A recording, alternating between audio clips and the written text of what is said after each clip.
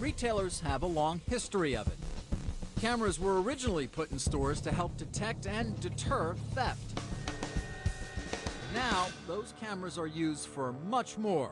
Here we see a customer that's entered an aisle. He sort of moves from display to display, and he's clearly looking for something, but he's not taking anything off the shelf.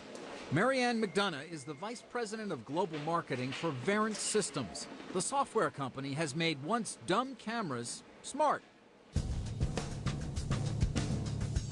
Its technology is used by giant retailers such as Home Depot and Target to analyze customer movement as it's occurring in order to improve sales. That's an alert right there. What that red circle means is that this guy has now dwelled in this particular aisle beyond the period of time that this retailer is comfortable with. And that alert says to somebody in customer service, go send somebody now to say to this guy, can I help you find something? And so when I walk into a store that has your system in and has cameras, as every store does now. Absolutely. They count me, then they watch me if I'm sort of loitering in an aisle, and then they also know if I buy anything, I guess. That's correct. It's a surveillance tool that McDonough says CEOs are learning to love. The CEO actually watches video. He's got the system in his office, and he looks into all the different stores and what's going on. It's one thing to get a report delivered to your desk that says, you know, here are the peak times. It's another thing to actually watch that peak time activity happening. Verint's system is only in its infancy. In time, there's no telling what a retailer will know about you once you enter a store. I would say the sky's the limit in terms of the amount of things that we can do, and the more we understand about behavior, the better the solutions get, and the more intelligence they'll provide to retailers over time. The retailers, do they draw a line in terms of how much they want to know about their customers' behavior? Are they concerned at all in terms of privacy or something like that? Our job as a vendor is to provide solutions for them to really do the things that they need to do, and it's up to our individual customers to sort of walk that line between, you know, transparency and privacy. As is often the case in the emerging surveillance society, law enforcement is a key beneficiary. Cameras using Verint technology at this Home Depot in Jacksonville, Florida, played a crucial role in the conviction of a suspected murderer. In November of 2003, Robert Snyder strangled and stabbed his girlfriend, Pamela Noble, to death. Noble was found buried in the woods near Snyder's trailer. A shovel, like this one, was found at the murder scene. A decal on it indicated it was bought at Home Depot. Security cameras at the store showed Snyder buying the shovel. They went back and matched up the times that it was purchased with our register cameras, and we were able to actually view that and see the shovel being purchased. And from there, the police were able to identify the suspect. That videotape was used as evidence at trial. In April 2005, Robert Snyder was convicted of first-degree murder. He was sentenced to life in prison, where there are plenty of security cameras.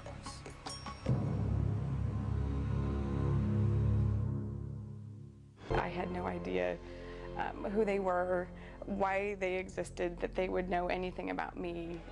Dr. Amanda Reeve, a Fresno, California OBGYN, had never heard of ChoicePoint. But ChoicePoint had heard of her. It's ChoicePoint's business to know about you. The company maintains a database that has information on virtually every U.S. citizen.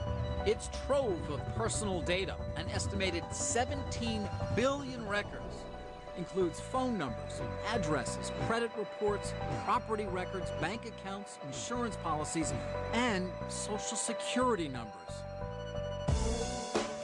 It sells this information to major corporations, nonprofit organizations, and the government. ChoicePoint's detailed information is used by its clients to conduct employee background checks, direct marketing, and criminal investigations. It's also valuable to thieves intent on stealing our identity. Dr. Reeve didn't know any of that on the day she first heard the name on the radio. economic data out today showed double the... I heard a short piece of the news, something about this place called Choice Point. They had some sort of a breach of information. People's identities had been stolen. In 2005, the Alpharetta, Georgia company discovered it had given accounts and therefore access to its database to identity thieves posing as legitimate businesses. Reeve found out she was at risk when she received this letter. The letter talked about how my information may have been given out accidentally, and some people might have taken that information and they could apply for credit. Maybe I should call this number. Reeve is one of about 145,000 people across the U.S. whose ChoicePoint data was stolen in February 2005. Every week, a major breach or loss of data occurs in the U.S. And it's not just ChoicePoint. Bank of America, Paymax, DSW, LexisNexis, MCI, Ralph Lauren, Time Warner, the Department of Justice, Citigroup, Boeing, Ford Motor, the Marines, universities, railroads, and the Department of Veteran Affairs. Just a few of the hundreds of entities that have reported a significant loss of data from hackers, lost laptops, lost backup tapes, or theft. And ironically, during the making of this documentary, General Electric, the parent company of CNBC, informed its correspondent, me, as well as its producer, that a GE laptop with our personal information, including our names and social security numbers, was stolen from a hotel room. For Reeve, the breach at ChoicePoint led her to discover 2 credit cards had been issued in her name. The thieves had charged about $7,000. Reeve didn't have to pay, but she is unsettled by the incident all the same. The aftermath continues. I cannot apply for credit. I don't give information on the phone. It's nerve-wracking because that information is out there, and I don't have any control over which way it goes, how it gets used. ChoicePoint officials declined to participate in our report. But its CEO, Derek Smith, did appear on CNBC shortly after the data breach occurred. We sincerely apologize. I mean, the fact that that they've been, harmed and inconvenienced in any regard is something we take very seriously. ChoicePoint is one of many corporations whose product is personal information. Increasingly, that information is being used not just by private industry, but by government as well, and for good reason. The Federal Privacy Act of 1974 limits the government's ability to compile dossiers on individual Americans, but there are fewer limits on private industry. And so data mining companies like ChoicePoint have become important tools for law enforcement. We use a whole host of the, LexisNexis, those kinds of ChoicePoint, the companies that provide these services. The government subscribes to them, so we have access to them. How important is the use of these databases? Oh, it saves you days, weeks, months in doing your job. The ability to understand who owns property and the lineage on things. When I first started as an agent in the late 1980s, if I wanted to find out who owned a piece of property, it would require getting in your car, driving down to the public records, going in and doing research, and then finding big pages out of books and photocopying those pages and saying, aha, I've got this information. Now much of that information, virtually all of it, is available through databases. My ChoicePoint report has the social security numbers of all my family members in it, which is useful if I ever want to steal their identity.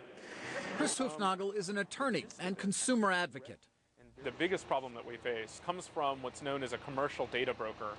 Companies like Axiom and Experian and ChoicePoint that amass personal information on you from many different sources, including marketing sources and public records. Just as an example, my ChoicePoint report is over 20 pages long, and I'm only in my 30s. So you can imagine that these companies can amass an incredible amount of information about you, including everywhere you've ever lived, the people with whom you've lived, your spouses, your employment information, what cars you drive, what accidents you've been in, pretty much everything about you that triggers a record. And they can use that information for many different purposes.